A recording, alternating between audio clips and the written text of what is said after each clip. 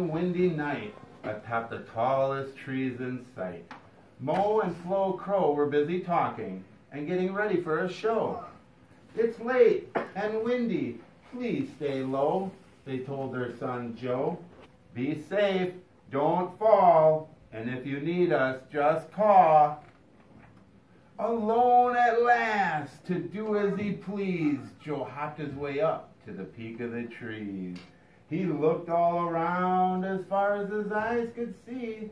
His view was endless from the tip of the trees. All of a sudden, a tremendous gust blew. "Oh no," thought Joe, "what should I do?" He tried to hop down, but the wind was too strong. He started to fall. He couldn't hang on long. Joe flapped and he gave it a try. But he knew in his head he was too young to fly. Joe fell from the treetops down to the ground, hitting every branch and spinning around and around. Joe hit the ground so hard he nearly broke his neck. He wiggled his head to make sure his beak was in check. He had a broken wing and a broken leg. Oh, what a wreck. Joe was scared and hurt. He was hungry and thirsty and covered in dirt. He cawed and he cawed with all of his might, but it was hopeless. There wasn't a crow in sight. Wait, listen, what was that? Someone's approaching, a dog and a man in a hat. The man reached down and picked Joe up. He said, "My name is Earl, and this is Kaiser, my pup." And with Joe in his hat and Kaiser by his feet, Earl hurried home, his own crow. How neat! Earl bandaged Joe up and gave him something to eat. He built Joe a home with water and heat. Joe could sleep inside at night and hang outside all day, where he loved to watch Kaiser and the neighbor kids play. Joe loved his new home and all his new friends. There was Scott, Megan, Sienna, Parker, and Preston.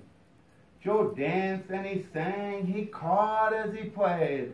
He felt all the love from the new friends he'd made. One day, just out of the blue, Joe started to talk, just like me and you. Only a few words at first. He couldn't say a lot. But as the kids all ran by, Joe called out, "Hi, Scott! Hi, Scott! Hi, Scott!" was all Joe would say. "Hi, Scott! Hi, Scott!" he repeated all day. Unreal. Could this really be true? Joe the Crow was talking? What else could he do? Could he help me with homework? Would he clean up my room? Could he take out the trash? Or maybe handle the vacuum? Earl and the neighbors, they all gathered around, but with everyone staring, Joe couldn't make a sound. "Focus," thought Joe. "Here's my big shot. One last try. I'll give it all that I've got." Joe took a deep breath and he found just the right spot. He stood up real tall and he called out, "Hi, Scott!" "Hi, Scott! Hi, Scott!" Joe called out once more and hopped down to Scott, who was just barely 4. "Hi, Scott! Hi, Scott! What else can I do?" Joe pecked at his laces and undid Scott's shoe.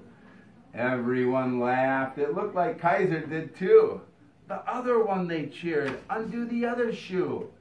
Joe pecked at the laces and he pulled them apart, but he couldn't tie shoes up. He wasn't that smart.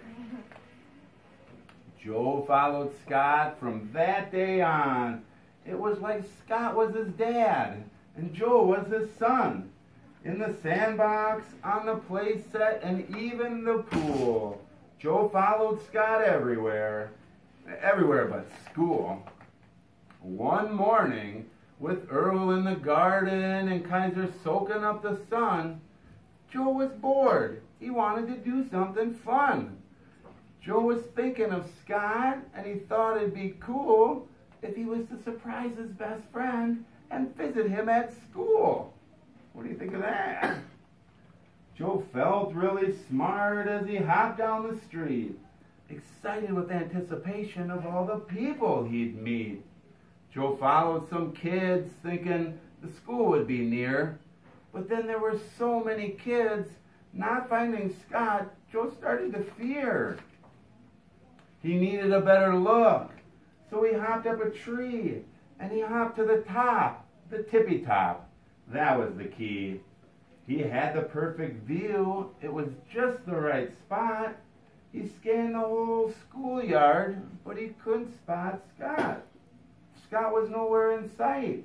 How could that be? And then the bell rang, and it was just Joe in the tree.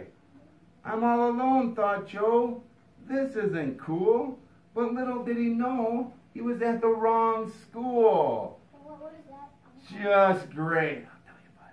Just great. What should I do? Which way was home? He didn't have a clue. He looked all around as far as his eyes could see, but nothing looked familiar. He was as lost as could be. What is the school? I'll tell you that right at the end. I'll let you know, huh? Is that okay?